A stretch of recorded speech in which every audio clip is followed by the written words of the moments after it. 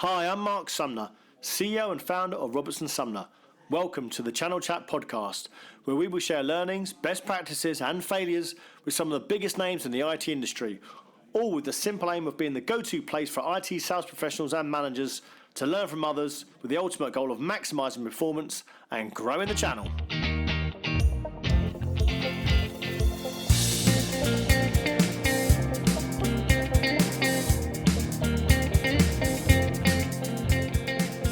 Hello and welcome to another episode of the Channel Chat podcast, or well, kind of another episode of the Channel Chat podcast. We're actually going to do a supplementary episode today, just chatting through a couple of things prior to the CRN Awards, which is this Thursday. We're incredibly excited about that, but we thought we'd chat through a few things that have happened over the last 20 episodes. We're going to release our 21st episode on the day of the CRN Awards, but we've done 20 episodes now, and just chat through internally a couple of things that have come up, but also just raise a bit of a buzz and get a bit excited about the Thursday night we have ahead of us. So today we've got myself, Calum Lyle, Marc Sumner and Mark Reddy in the team here with us. I just want to chat through a couple of things from the previous episode. So the first thing that I want to talk about, guys, is the fact I've looked through those awards. I've looked through who's shortlisted. We're obviously shortlisted for the Channel Service Provider of the Year award this year. But I'm wondering what the value of actually winning a CRN award is, because there's lots of people on that list who I may not have heard of, but lots of people that I'm surprised isn't on that list. So what's your opinion on that? Do you think there's actual real value in winning a CRN award? It's the biggest awards in our industry, I'd say, but is there value in winning an award? What's your opinion? Well, there seems to be the same names going in for it every year, doesn't there? So if you look at the security distributor of the year, I know Mukesh and United 2, they seem to have won it the last sort of 2 or 3 years, but it's the same names going in for the competitions all the time. So I don't know if it's that the other resellers that aren't getting shortlisted just don't enter, or what it is, because I don't know if, and also as well, is it because people are sponsoring them? Is that too harsh to say? Maybe. I do see a lot about that, about people sponsoring the awards or sponsoring the champagne reception, and suddenly they actually win the event. So I don't know. It seems to be the same people coming up all the time, which I think is a shame, because I have been told on good authority from one of the judges that it is all on the application, which I'd like to think it is. Our application I thought was really good last year, and we got shortlisted. Our application this year was pretty good, so we got shortlisted, which is great. But I'm looking at some of those people that have entered it. They've got big budgets, and they seem to enter it every year. But it does seem to be the same people. So I'm not sure really, and I'd really like to hear the comments of the channel as well. Is it people who aren't entering, or is it the same names? I don't know. I'd like to see some different names in it. Do you think there's a barrier to entry in terms of actually how much work you need to do for the awards? Because I know we're quite used to using video. We obviously put a lot of video content out on LinkedIn. We put a lot of video out as a business across all platforms, and we're quite used to recording videos, and video is a big part, I think, of applying for the awards. And also I think you have to write 1,000 words, and I think in our category, which is probably, I don't know if it's one of the most applied for categories, but I think we were saying there's 200 applications and then 10 people shortlisted, and that's not that number isn't actually as large as I thought it would be. So is there maybe a barrier to entry in terms of just time and the amount of time it would take someone to apply? And I also heard that last year there was only 4 or 5 videos actually done. Really? Well, out of everyone? Out of the people that had entered. 2018. Yeah, 2018. I'd like to maybe a judge again can come out and confirm this, but there was maybe over 200 applicants, and they had to do 1,000 words, but only 4 or 5 videos. Really? So, is people actually bothered to make an effort? I don't think they are. I think there's a view in the channel where it's like, what's the point in entering? Because it's the same bloody people winning it all the time, so I can't be bothered to enter. And which is a shame, because I think there's no diversity in actually the winners, because unless it's the Rising Star Award or the other sort of award that the newbie award or whatever it is that you can go into. But apart from that, the reseller of the year, SMB reseller of the year, the cloud provider of the year, the distributor of the year, it's all the same people, and it's all the same shortlisted people. Yeah. Well, what's the value in entering, though? If these businesses we're saying that we know that aren't entering, why would they enter? What's the benefit of owning a CRN award? You can see it for the distributors approaching maybe their partners and the resellers saying, look, we're CRN award winning. Do the partners care? I don't think they do. I don't know. But the end users, the people that the resellers and MSPs are selling to, do they even know who CRN are?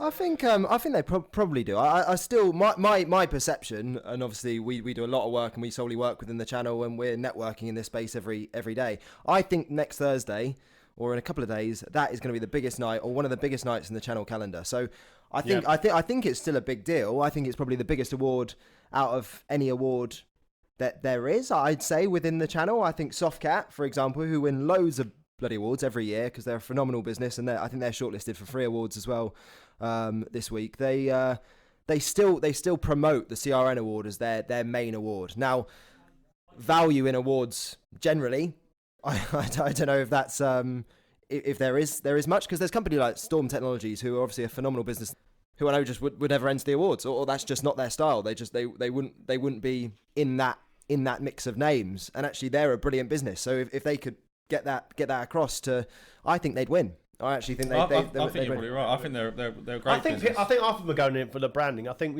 if we look at it from a recruitment perspective, when we're putting adverts out, award-winning distributor, award-winning reseller, it sounds more sexy. So from an actual attraction point of view, I think it does help. Does it help with partners? No, I don't think it does. Does it help with end users? Absolutely not. I don't think they give a monkey's what award you won. It's all about the service. But I think from actually getting talent into the company, would I rather work for a distributor or an award-winning distributor? Probably an award-winning distributor if I didn't know much about the market. So that's an interesting one. I think from a recruitment perspective, I think if you are going to go into these awards, I think they are worth doing. I'm not sure what value they actually bring, apart from you're getting your ego stroked. But I actually probably think from an attraction of talent, it is a good thing, because people, newbies from the industry, or sorry, not from the industry, would look at that and think, oh, actually, they probably know something. They're probably quite good if I go and work for this company. So I think that's probably a good point. What's your opinion on that, Mark? As obviously, Mark looks after our reseller customers here, and is sort of probably the most sort of, in terms of feet on the ground, actually doing the job on a daily basis, will know the candidates' opinions that the best out of probably the 3 of us. What would you say in terms of actually someone's opinion on that? I would say this particular part of the market is so vast, there's so many resellers out there, and if you've got to differentiate, and that might be winning an award, it's going to hold you in great stead, because I'm running candidates past resellers on a day-to-day basis, and they know the big names, but that may be sub 60 million, they may not know. But if you're saying they're award-winning, they're a rising star, it does have some excitement to it. So I think there's value in it, but back to the kind of value for them apart from kind of talent attraction, because I don't think a lot of these businesses are thinking like that. Is it kind of an ego stroke thing, like you said? Is it nice being on stage with your competitors and going, you know what, I've beaten you this year to this? And is that where it kind of sits? It's an interesting one. Yeah. I'd love to get their thoughts. Was it? I might be saying this wrong now. Wasn't it last year that Cisco sponsored the evening of the reception or whatever it was, and they actually won Vendor of the Year? Maybe though. Certainly Cisco balloons everywhere. I remember that. So I don't know. Half the time I'm actually thinking it's just like whoever put the sponsorship in will win it. Because I can't believe there's thousands of vendors out there. I can't believe there's not more applications from different types of vendors going in for that award. And it just seems to be the same dull names going in for it all the time. Yeah. And it's the same sort of shortlist all the time, which is, I think, it's disappointing because people want to see different names in it. Yeah, no, 100%. Well, I'm surprised. I didn't know that. I knew that 200 people applied for our particular award and only 10 shortlisted, etc. But if there was only 4 videos last year, that's nuts to me. Because if you ask any sales director, Mark, if I ask you to write, if I asked you to write an email that's longer than 2 bloody words, you'd struggle. So if I was to ask you to write 1,000 words, yeah, exactly. Spell it wrong. Exactly. Mark, it's usually Mark Summer though. But if I was to ask you to write 1,000 words on why Robertson Sumner are so brilliant, or why your business as a sales leader is so brilliant, you just get bored, wouldn't you? and I think that's a valid point, because there's a lot of sub £10 million businesses that, unless the owner is maybe very creative or good at writing something, they're probably not going to be able to enter it. Or if they do enter it, it's not going to be very good. Yeah. If I put our application in, it'd be shocking. Obviously. Yeah. Luckily you did it. So I think people have got to look at that as well. But I think that there's a lot of people that would like to enter or couldn't even be bothered to enter because they think it's a bit of a closed shop, which is a shame, because I think there was some feedback last year by one of the judges by saying, look, this is the sort of things we're looking for. We're looking for testimonials or case studies from company references. We're looking for a video, etc. And I think hopefully this year there's some better applications. But on the whole, previous years, apparently I've heard they've been pretty shocking. So you could be pretty average and win, or you could sponsor something and win. Yeah, maybe. And unfortunately, I think there's a lot of people think like that. Think it's not. What's the point in entering, because someone's already sponsored the champagne reception or whatever it is, and you can't win. And I think that's really sad, because there's so many awards out there as well, and the computing awards or whatever awards. It seems to be that time of year where I think from sort of October to November, there's like 10 award ceremonies. So which one to pick, etc. And you can't go for everything. If I look at Jabra, when I look on online, they seem to be winning an award. Yeah, they every do. week. Yeah. Congratulations to them because they're a great customer. But how many awards do you actually go in for? And I think you have got to be selective. And if you are going to be selective, it is a bit of time and effort. Yeah, I think a little trick maybe for anyone who has either entered this year or wants to enter next year, and as Mark said, it'd be great to get some new vendors and some exciting names in there, because otherwise you just read the shortlist and it's the same old names, and obviously a lot of them are great businesses, but it'd be nice to get a few new people in there. It's nice, and my experience of entering the award is you kind of get into that panic, don't you? The couple of days before the entry's made, and some of our customers then start coming to us, can we have a testimonial or whatever?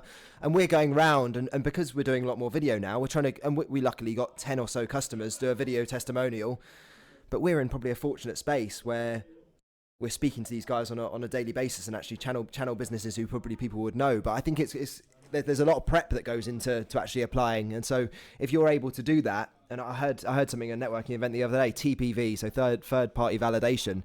It's quite good, not only as a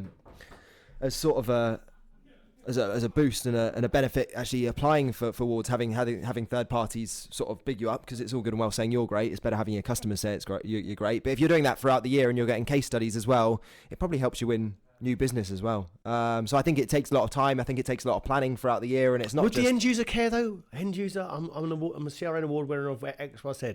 Who really cares if you're the end user?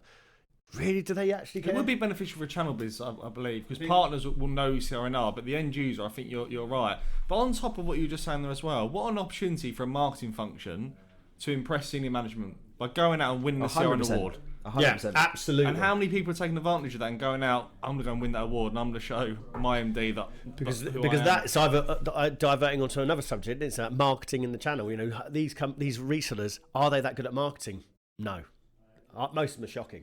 They can't market themselves, let alone get marketing themselves to win an award. Yeah, and that's a good point. I think we've done a not to sort of blow our own trumpet. Not to pick yourself up, guys. We've done a great job. we're a brilliant business. No, but we've put real time and focus into that sort of personal branding piece, especially Mark. You and I know especially, put a lot of time and have for the last year, because a year ago today we'd never done a video. And now suddenly we're doing it far more often, and then everyone else starts joining in, and it starts becoming more of a. And you'd be surprised how much business, how much attention you get from just doing that. I think you can. And I'm interested actually looking at some of those resellers and looking especially at old school metrics. We've talked a lot about in the first 20 episodes, sort of different techniques, and can you go into a business now with a phone and a laptop and still be as successful with new business? And I think still a lot of companies will KPI their staff on an hour and a half call time or 30 calls a day or whatever. And I think you find loads of talented people who probably think slightly differently from the management, who are a bit older, maybe a slightly different generation, who are probably just calling their own bloody mobile to get that done. But that's completely wasted time and effort, because what I've worked out, and I sort of say it's like when you're trying to find a missus or whatever. You if you're desperate, you never bloody find anyone, and then as soon as you give up. So as soon as I lost my own quota, I was getting new business for fun by posting things on LinkedIn, and I think it's kind of the same sort of analogy. So if I was in the role and Mark was to tell me, Calum, you haven't made enough calls, I'd tell him to piss off, but I'd also be able to say, actually, Mark, I've learned that if I post 5 things consistently on LinkedIn that's actually interesting, that's talking about what people's business or channel businesses challenges are, I know now, after doing it for 6 months, that I consistently get 4 to 6 businesses approach me every week saying, got this role, got that you might be able to help, and I get 10 to 15 candidates. And that was more than I would ever get if I made 50 calls a day. Do you think though that's because of our industry? We want people to contact us because we want roles or candidates. So if you're a reseller and you're posting 5 things a day, what are you posting about? Discounts on HP, maybe, or maybe. I'm thinking, there's not really one person I think stands out in the reseller community that's got a really great personal brand. They're probably sure of them are out there, but there's not really them. And I think maybe it's because their content, they haven't got enough to talk about. Discounts on laptops, desktops, or what the new cloud solution is. I think you're right on that, Mark. There is. And how many times have you been messaged with a price list of stuff they're saying? It's an awful way to sell.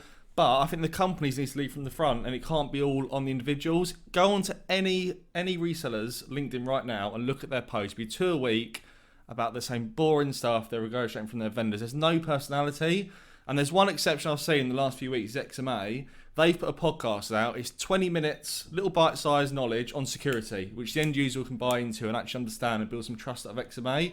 So Why are more businesses doing that? Yeah, Softcat do that as well. I want the personality. I want to hear about you. I don't want to hear about this big corporate brand you're sitting behind and how you want to sell HP. It's dull. And I think that's actually a fairly decent point. I think we probably do have more to speak about, but I am never, and we are never speaking about jobs. Or 20% of the stuff we're speaking about is jobs, and actually what we sell. So jobs are our equivalent of a HP laptop, I guess. That's what we're offering our candidate market. We're not talking about that. They've still got a market out there who they're trying to get in touch with. They've got to work out actually what's that market's challenges.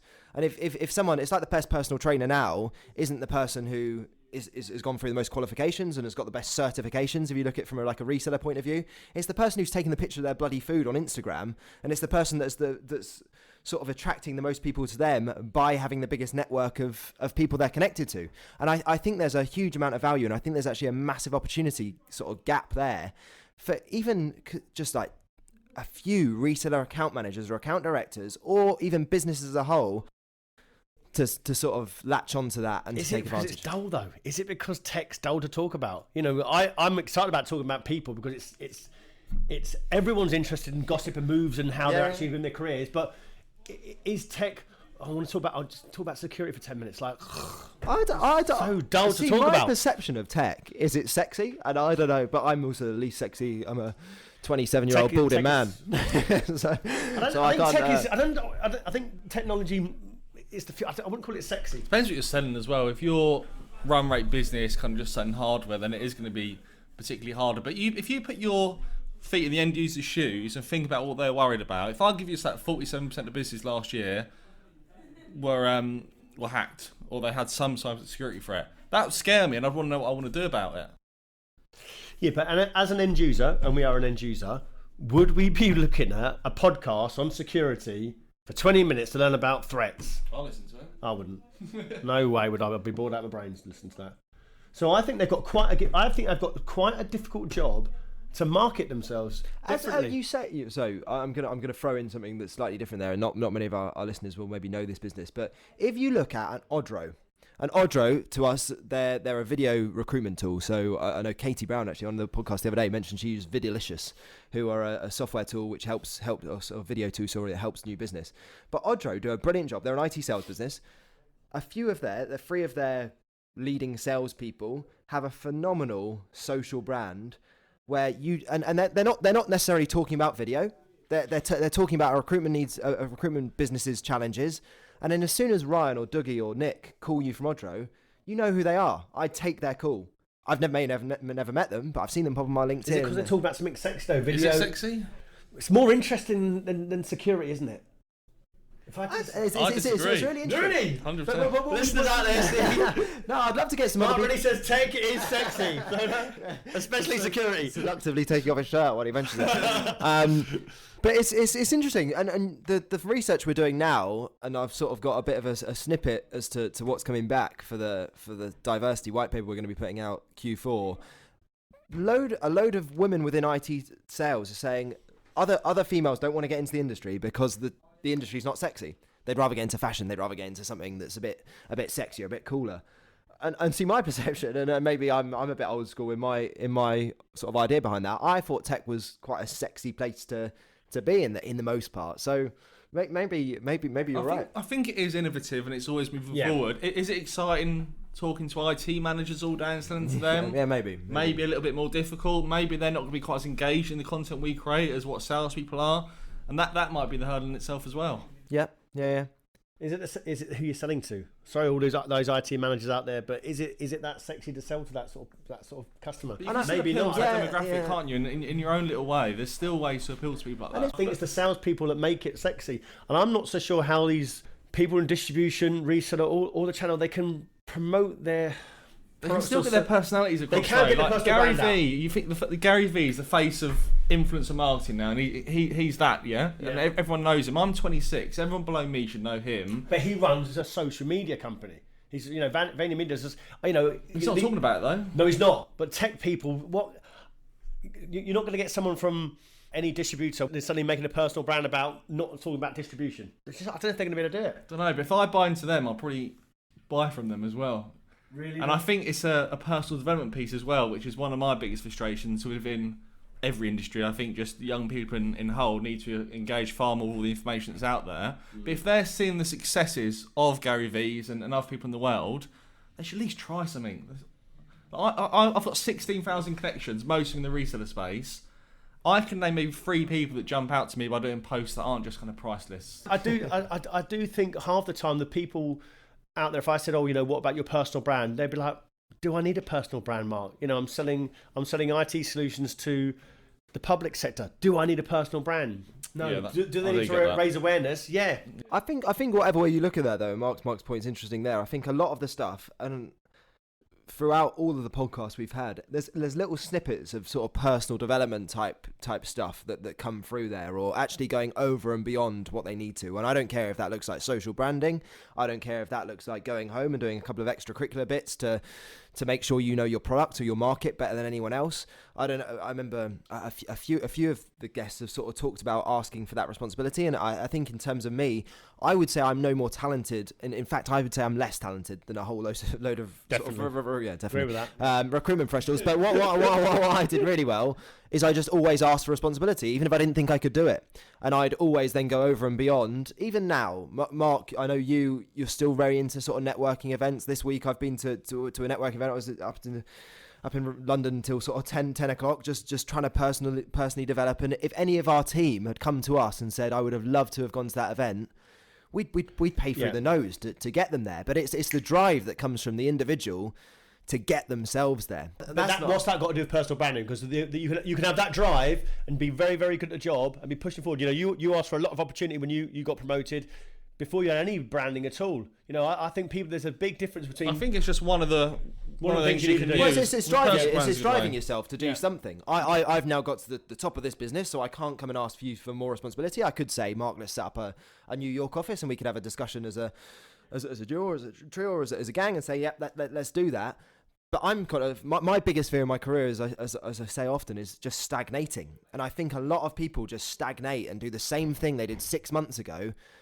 And it's the people who go over and beyond that, because people, you could say it's a generation thing, but it's also something that's like it's a nature thing for me in many ways. Because Mark, yourself, you've done recruitment for 20 years. The metrics and the KPIs have largely remained the same. You've done different things. You've innovated in so many different ways. We've introduced new services, etc. But then you've started actually picking up the video and the personal branding side really well. That's not your people could look at it as like young people are better than that, but it's a way that's built into someone, I think, that then they just always drive themselves to be better. We got shortlisted last year for this award, and we'll bring it back to the CRN Awards. We could have just done exactly the same thing. Instead, we brought out all these white papers. We started doing suites. This podcast wasn't around 12 months ago. Well, if you're not growing, you're dying, aren't you? That's exactly it for every firm out there. If you're not growing, it's important for the market as well, especially that reseller space. If they're still doing that kind of run rate business and they're not adding more value with services and stuff, they need to find other differentiators in the market, and personal brand or something similar could be great for that. But the biggest issue for me on what you're just saying there is someone in this business could look at what Calum's done and seen his asked responsibility and done well and delivered on it. Take the research space, for example. People sitting there on their account, someone leaves to get another account, and suddenly they've got £500,000 GP book. They don't do any personal development, any social selling. Is it just someone in the business looking at that and going, well, he's done it, so I can, kind of thing? Is that an issue out there as well? I think definitely. And that comes down to managers, doesn't it? To allow people and give the trust that you've given kind of me and Calum to make a job our own. But if people aren't doing that to the same... Yeah, I still think you look at... So we'll go back to some of the CRN Awards stuff now. You look at that corporate or the public sector or whatever shortlist there. You've got businesses like Softcat, and I think if you look at the channel, you look at CRN and the winners over the last few years, and you look at who are the real success stories within our industry, Softcat is going to be one of the first names. Are they going to win it again? They won it last year. Probably. Yeah, probably. But and is it just because I'm not knocking them out again? But is it just because they got the best video or they've sponsored something? Is it because of that? But I think they innovate. I think from my perspective, every time you hear about Softcat, they're doing something new. Or Softcat, they could have rested on their laurels and we're growing. We've got this model. They're still the first name you hear when it comes to equal opportunities hiring. They're still and they don't need to do that, but they're innovating. Their biggest worry is again stagnating and doing the same thing they did 6 months ago. See, and you look at Softcat and like the CCS, and this is something I wanted to sort of bring up and sort of chat through a little bit, is the fact that the CCSs and the Softcats, who have both been nominated and both been shortlisted, they develop their own talent rather than the first question. I know, Mark, you'll get asked all the time when looking for reseller businesses, do they have a book of business? Yeah. Now, Softcat would never ask that question. CCS wouldn't really ask that question because they've got a formula of developing their own staff, and you often get the rebuttal of, we don't have time. For them, isn't it? Yeah, they do a lot of apprentices. Yeah. So, I mean, is that the only way now, we think, as recruitment leaders in this space? I think it is. I think the skill shortage that's out there at the minute, I think people need to be looking at doing something different. And it's all well and good looking at kind of benefits and commission plans, and they are working to a degree. And if you're doing that kind of 10 to 15% cumbering your book of business and sales and run rate business, you're not going to survive in this space unless you do something different. And I think growing your home talent is brilliant. And I think more people need to do it. And the issue I find in the market when speaking to people is, we haven't got time, it's going to take too long. If you're not investing in your staff and not building out talent your way and molding them to sell like your business, what are you doing? The thing is, half the time you speak to these resellers, we're looking for this book of business candidate, etc. How long have you been looking? 18 months.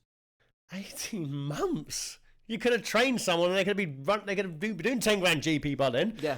And they still wait. And years are going past and they've still got the same 7 or 8 staff doing it. And it's normally owner-led manager businesses. You know who I'm talking about when I'm saying these guys. Owner-managed businesses who have done really well 15, 20 years ago, started the company, got a certain level of accounts, and it's still very much centric around them. And it's worrying because suddenly if they keel over, which, we could do in this with a pressurised job like ours, it's just going to fall to pieces. And they've got 2 or 3 people, and it's a shame because they don't want to invest in younger staff because they think it's so hard now to get new business. New business now is tougher. There's no doubt about that because everyone is looking at you like they're researching you, so it's harder to get through with cold calling. And so if Joe Apprentice, and I don't know how they do it, I'd be interested to hear from CCS Media how they actually ramp these guys, but Joe Apprentice from CCS Media rings up any company, I don't know why they'd take their call. I literally don't know why they'd even take their call. And they're certainly not going to be doing in-mail campaigns and through LinkedIn trying to get hold of them. So I'd really be interested to see how they actually get them ramped because they must be cold calling. They must be getting through. That's how they're doing it.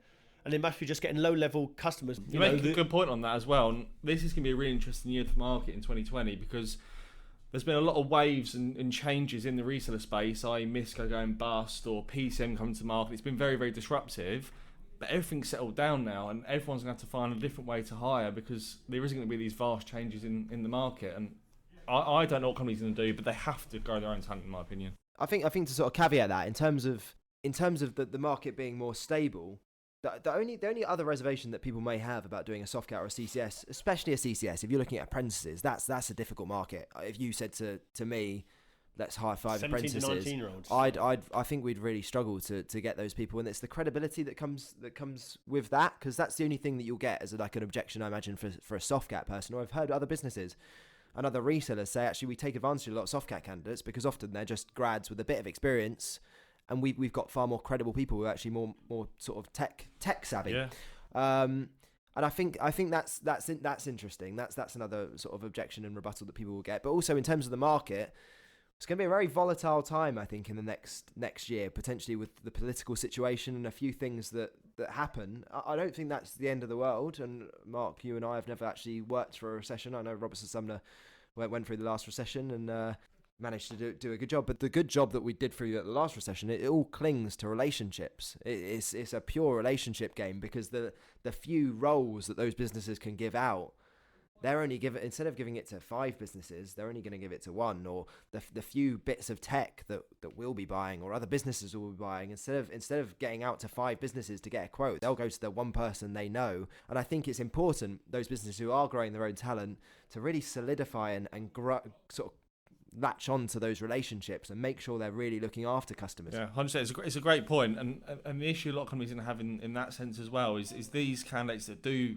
move businesses and move their books of business, that they don't know where they're going to be next year if 4 or 5 account managers leave. Like, if you're solidifying your own talent and they're bought into what you're doing, and it's kind of a loyalty thing, if a recession does hit, you've got that kind of, not guaranteed business, but you've got a team that are bought into what you're doing, and they're going to continue that journey. There's nothing stopping one of these experienced account managers that's hopping from resellers to just jump and think, I can earn more commission there, and you've lost 300k off of your revenue number. So yeah, it'll be interesting to see how that works. I mean, in terms of the last recession, Mark, what sort of happened, or what do you think will be important if the like you said, I think it is about solidifying those relationships, and the number of roles that have come out last time, there's just hardly any.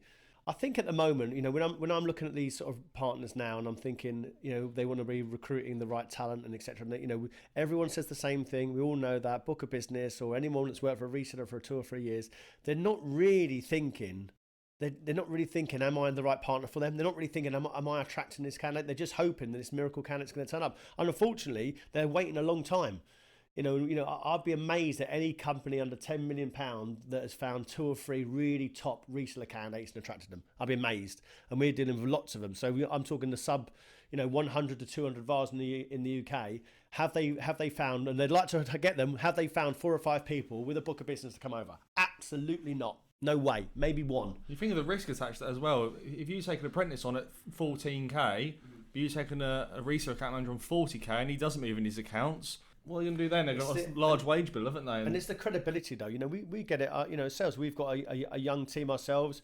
Some of them maybe have got a credibility issue, but there should be enough people in the business and in these VARs that should be able to support them and counteract them. Because if I'm looking at the Softcats and the CCS media, they're taking on newbies, don't know nothing about anything in tech, and yet they're doing well. Companies are doing really well. So something's going right. So it can't be just, they haven't got a credibility issue, because these people are getting credible. I think, I think what those 2 businesses do really well, especially Softcat, is they know their market really well, and they make decisions. Probably with the recruitment, actually, one of the first reasons why they're making that decision. Like, they didn't expand into new markets and into the Dublin office, the Glasgow office, the Manchester office, the Leeds office, to Bristol, to South Coast or whatever, because they could attack more customers. They could have attacked those customers from Marlow. They did it because Marlow, I don't know how they've got so many great people in Marlow, to be fair. That's another topic, but they did it because it's impossible to get 1,300 or however many employees they've got now in a small village or town or whatever Marlow is. So they needed to make those decisions, and CCS have done that quite well as well, from my knowledge. I don't know CCS as well as I know Softcat, but they've expanded. They've got loads of little hubs where actually they can go out and attract those people, and they know exactly what they're looking for. Softcat have moved to locations with universities, with lots of young people, which are cool places to be, where they will thrive a little Softcat type culture, and what they've done brilliantly from that is they've actually got people who start with a business to move there and actually to build that little culture. That's why you look at someone like Storm, when if they we'll take anyone within an hour of Watford. It's saturated. There is no one with a book of business with an hour of Watford that don't know Storm or haven't been there. Yeah. So they're going to have to go for something different, in which they are now going for grads, and obviously Trevor and the team down there have done really, really well. But that's what they're going to have to go for now, because I'm sure they would take 15, 20 people with a book of business in Watford straight away. But there ain't those people. They're in an hour of Watford that haven't been there. We know because we've looked ourselves. Yeah. We've completely... on that as well, what would be interesting is the staff retention rates when you set up new offices, because if you keep one office and keep all the staff in there, the progression opportunities aren't really there. However, if you say to a top billing account manager, why don't you go to Dublin and set up your own office? We'll give you all the platform and support to go and do that, and you go and make that happen. That person will be so bought into Softcat and what they're doing, and tell the people on the journey with them that see them as their... That's an interesting point about progression, because let's take Storm as a company. You've got Dan, you've got another couple of managers, and Trevor. If you join those guys, and I'm not knocking new guys, Trevor, but how can you get progression? Because it's going to be difficult. The only progression you get is going to be in the job. You're going to get better and better at the job, and you're going to have more and more money. And I think a lot of people in reseller land are hooked onto that. That's what they're sold on. Don't worry about progression. The progression is you'll earn more money every single year the more GP you've done. Some people aren't motivated by money though. And most resellers will say, don't come and join here. Yeah. But that's a really good point as well, and that actually helps someone grow and helps someone build a business. Because, for example, if someone here, we're in Gerrards Cross and we've got a full office now, so we're going to have to make a decision, and we're going to grow the office here. We're going to expand out the Gerrards Cross office, but then we're going to look at new markets and we're going to have to go and look at new areas. And if a consultant here absolutely blew it away and joined today, and in 2 years was absolutely smashing it, Mark, you look after a team now. I look after the team, and then you've got Mark, owner. There's not much room to get that progression. But again, like a Softcat, if someone said, "Hey, Calum, Mark, I'm really looking for an opportunity," and I might not be as interested or motivated solely by money, I'll tell you what, whoever that may be, are you happy to move to Manchester? Yeah, right. Go. Use the Marc Sumner brand, create what we've created here, and set up a business. That's a great development opportunity for someone, and actually give someone sole ownership of a project or a part of the business. And the common theme throughout the 20 or so, is it 20 we've done podcast now, 20 episodes that we've done, is on that self-development and promotion. Onus is on the individual.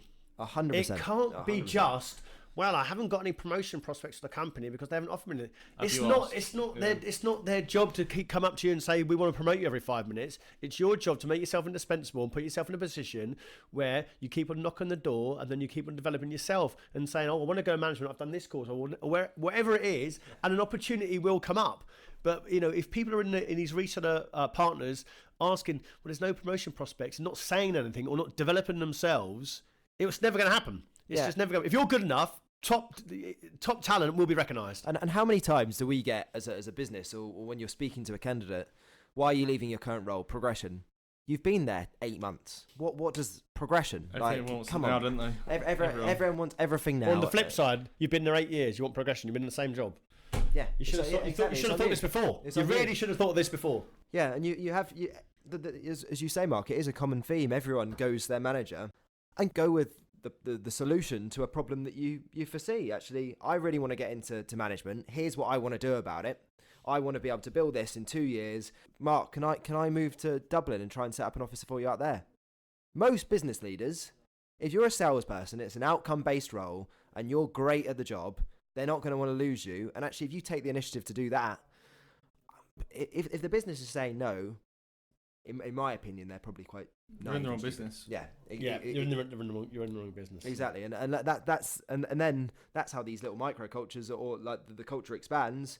Softcat, for example, their London office is more Softcat, more fun, more cool, but in London than it is in Marlow, because the Marlow people have been there for 10 years now. They're probably 35, and I'm not saying 35-year-olds can't have fun, but then the new guys, they hire loads of grads in London. Now it's like a party sort of atmosphere, and they really expand out that culture. So huge opportunity, I think, in the market, and we've learned that from the guests. But everyone's got the common theme that they're not actually particularly more talented, I wouldn't say, than anyone else. They're just more driven than us, and more. The biggest issue for me around that is that there's such a vast amount of information and so many different ways to consume it now. Why aren't people learning and creating some personal development opportunities for themselves? Whether you're driving, you listen to a podcast, whether you're reading at home, whether you want to watch it on YouTube, everything's so accessible now. Everyone needs to be doing more. You can't just expect to do your job every day, come in 9 to 5, do a bit of a number, and expect these opportunities to fall in your lap. You need to learn and develop from people that have been there and done it. And at the same time, you need to take responsibility. And once you've taken that responsibility and improving yourself, then you can go and ask for stuff. Stuff's not going to fall in your lap, and it's not just going to be all happy and magic for you for the rest of your career. You need to go out and fight for what you want. I think back 6 years ago, I think that personal development side was actually pretty boring. It was often reading books, or it was just something that was just dull, if I'm honest. Now, if I go on my Instagram, the first 5 people that will pop up is Gary V. Like, again, he posts more than bloody anyone else. So, but if I just take a minute out to watch a video, it might spark something in me, and I think actually that's a really good little tip that he's given. or as you say, just listen to a podcast like this. Go on LinkedIn, look at a little snippet from a podcast that we actually think's really, really valuable. I think it's quite easy to develop yourself personally now. And the onus is then on you to actually do something about it. That's the most important thing. I think. And the accessibility, like you said, is it's not there's a 350-page Tony Robinson book, or you pay £800 to go to his expo for 4 days. You don't have to be in that position now. You could be on an 18k basis doing telesales and go and watch YouTube videos. Yeah. Watch that. The value is still the same. You don't need to see him face to face. It's what you take from that that's important. The thing is, as well, and it's well working with like-minded people want the same. You know, on the podcast show 3 or 4 episodes ago, Pete Murphy from CommsCare, we both are going to the Gary Vee event at the NEC. I think it's the NEC. Just common themes all the time. He mentioned Gary Vee, I mentioned Gary Vee. We both paid £30 to go to this event. If you're interested in personal development, you will naturally go and find out yourself. If you're interested in finding customers, you'll go and naturally find them yourself. Don't think things are going to happen to come to you all the time. They just won't. And unfortunately, there's so many people now that are coming into sales just thinking, well, if I just turn up or I just make the odd call, customers are going to come to us all the time. They're just not. It's got hard. There's so much noise in the market now. You have to be so more tenacious and actually be slightly different from everyone else to even get to the door. So you're going to have to make a bit more of an effort. 100%. Unfortunately, people are lazy. They don't want to make the effort. It's hard. Yeah. It's harder being different in this market, whatever you're doing, whether you're selling widgets, whether you're selling recruitment, whether you're selling IT. It's very, very, I don't know the difference between any of the top, there's 10,000 resellers in the UK. Apart from the top 50, the rest of them, what difference does it make? Well, we've got a nice culture and nice people. Who cares? No one cares. No one cares. I don't know how you can differentiate yourself. The only way you can is be a bit more tenacious, a bit more different, a bit more hungry, a bit more personal development yourself. And you're going to have to just work a bit harder. And unfortunately, it's, I think you could be pretty poor you could be a pretty poor candidate a few years ago and earn 100 grand in IT. And I don't think you can now. I think it's tougher. You can't be averaging 100. And I'll flip that on its head in a way as well. I think you'd be pretty poor skill wise back in the day, and you could earn lots of money because, as Mark says, you could fall into a book of customers, and actually there's enough recurring revenue there for you to sit back on your phone and just play. Now I think you can still not have all the skill in the world, but if your will is there, you'll earn 200-300 grand in this game. You just got to want it more than anyone else. So I think that's far more important, and try things a bit more sort of unique and different to other businesses. But on that as well, it's about surrounding yourself with those right people. And the candidate or the guest you said was on the podcast, Pete Murphy. If you surround people with yourself, Pete Murphy, you'll become a Pete Murphy. The average of the 5 people you hang around with, if I can find 5 people that genuinely believe and develop themselves, they'll do well. Yeah. But if you join a 10-man reseller business and they're all sitting on their book of accounts, reaching their arse, that's a really good point. You're going to become them. So surround yourself with the right people. And things that at least want to do things differently. Yeah. At least have the energy to try something different, and at least give it a go. Because there's so many companies now are doing the same thing. How do you put yourself in front, even in a position? And we were lucky. Mark came up with this podcast idea, which we've been really great to have the feedback from the listeners from it. And it's been great doing it. But if you don't do something slightly different, how are you going to even put yourself in a position? So if you're a Joe Blogs reseller and you're at £5 million and you hire a guy, what is he going to do differently? Oh, we've got a case study from the University of Warwick. Who cares? No one cares. What's interesting on that, Mark, is you say that, and I think it comes down to the companies empowering their staff. So I spoke to an MSP a couple of days ago, and they said what we do. We get 30 business managers or IT managers into London for a brunch, and we can talk about the latest tech, whether that be GDPR, how do they get threats. That's the thing. That sounds great, but you've got to get them there. Yeah, but the next day, the account managers call up and follow up on that, and they've got a reason to call, and they'll speak to that business because they've given them so much value. The hard bit is obviously getting them there. Yeah. But they're empowering their staff to have an ability to do. I think a lot of businesses though start with a base level of. And let's be honest, if you haven't got 40 relationships as a business, and that might be as a business owner or as a group of 5 account managers or whatever, however small you are, it's what the majority of businesses I think are crap at doing. They'll talk a good game, or actually they'll have a fairly good base level to do something. It's then just doing something. No owner. I'm going to hopefully call them out to one of them to do it, but I don't think any owner in a partner above the top 50 is going to do anything different. No podcast, no white papers, nothing. What do you think that comes down to? To me, it's 2 factors. Is one, they haven't had enough pain yet. They haven't had enough pain that they're going to start losing money. That's the thing. They're still doing pretty well, and it pretty got their customers, and those customers are still sort of pretty loyal. But what's happening is in the market, when now people are going into more services, they haven't had the pain yet. There's still people making pretty good money selling storage and laptops and desktops. And until that happens, which it's coming in the next 2 or 3 years with this cloud transformation. They're not going to find the pain. Until they get the pain, there's no reason to move. You've half answered my question then, because I was going to say, is it that the employees have got some great ideas, but they don't feel like they can approach their manager them because they're not going to be susceptible to change? Or is it the employees not coming up with ideas and not wanting to find a solution for problems and just coming with problems, and then the kind of MDs ripping their hairs out? Because from what you're saying, it sounds like the MDs aren't in a position where they need to worry about making changes, so the employees don't feel like they can approach them. Because there must be hundreds of account managers out there that listen to podcasts and would love to do it.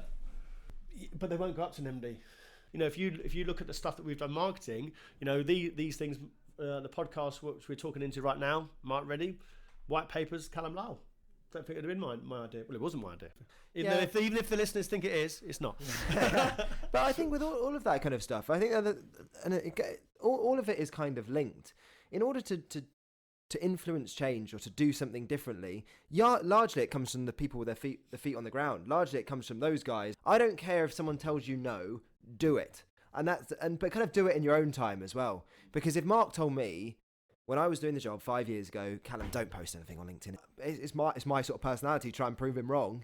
But I would have posted something for 4 weeks, 5 things a day when I was at home.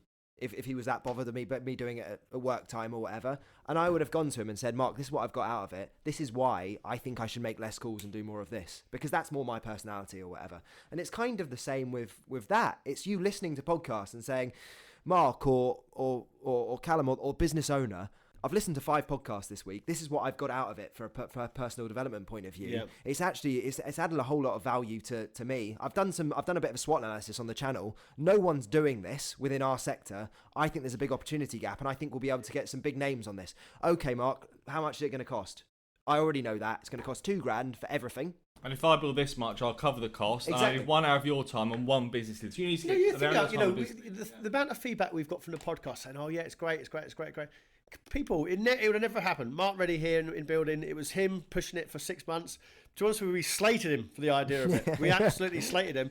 Another idea as well now. But it wouldn't have happened though, would it? It wouldn't have happened.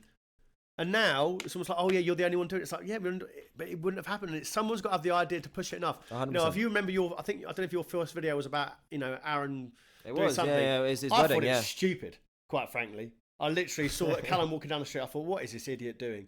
But now, since then, actually, maybe it's not such a stupid idea, actually. I think the point on that as well, and the point with all of this kind of stuff, and actually going back to the podcast as well, when you first make a change, when you first do something, when I first did that video, the only reason I did that video is because we just invested in a video platform for our business, and we wanted to get that out there more, and the only way I can lead as a human being is do it myself, because otherwise, how the bloody hell can I tell 18 consultants to go and do something if I haven't tried to do a video and embarrass myself?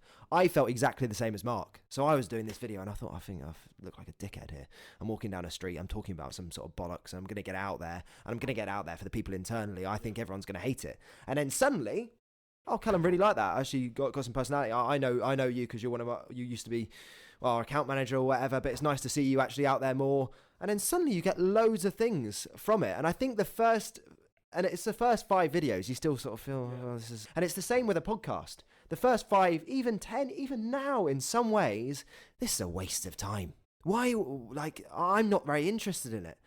But it's getting through that little painful time of change and thinking, oh, let's go back to what we used to do, and sticking at it. Because I think I've actually seen a few businesses start doing videos or start doing podcasts, and then 2 weeks later, you forget it, or they do it. They're not very consistent with it. Yeah. I think it's doing something and putting all your chips on the table and thinking, right, it's harder with a podcast. You've got to invest in the equipment, but videos, this is what I'm going to do for a year.